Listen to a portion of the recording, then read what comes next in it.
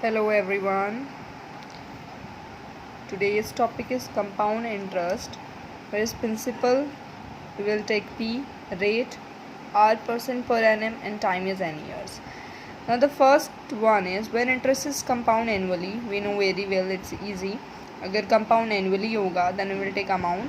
This formula will be taken is equals to P 1 plus R 100 and here is n. N is the time. Let's take an example. If P is 10,000, rate of interest is 2% and N means the time 2 years.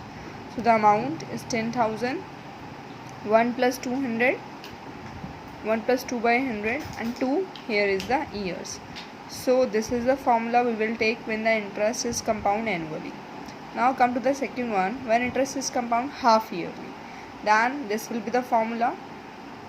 Here we will write only R, but now it is half yearly. Half yearly means 1 year में 2 times मिलेंगे. So we will divide the R by 2 and here we will multiply the years by the 2 because there is half yearly. Half yearly means 1 year में आपको 2 times मिलेंगे. If we will take example 10,000, rate of interest 4%, time is 3 years. So the formula will be 10,000, 1 plus 4 by 2 because rate of interest by 200 and here we will multiply it. When interest is compound quarterly means fourth part.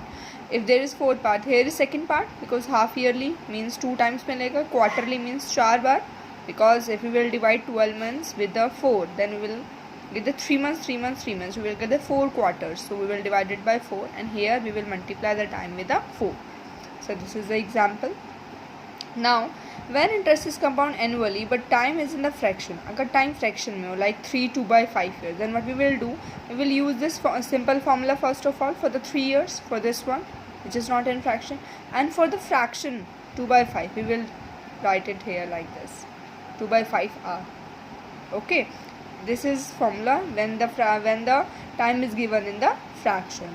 The first one which is not in the fraction we will write it here and the next we will write it here. Now when rates are different for different years, say it R%, R2%, R3%, for second year, third year के अलग-अलग interest of rate है. Then the formula will be like this. It will be the same formula which we have done in this one, but rate of interest, second rate of interest, third rate of interest, and this is the 1 year, this is 1 year, this is 1 year. That's why we will not write any right year. Okay. So this is the compound interest topic. These are the formulas which will be very helpful for your exams and for your studies also. Thank you.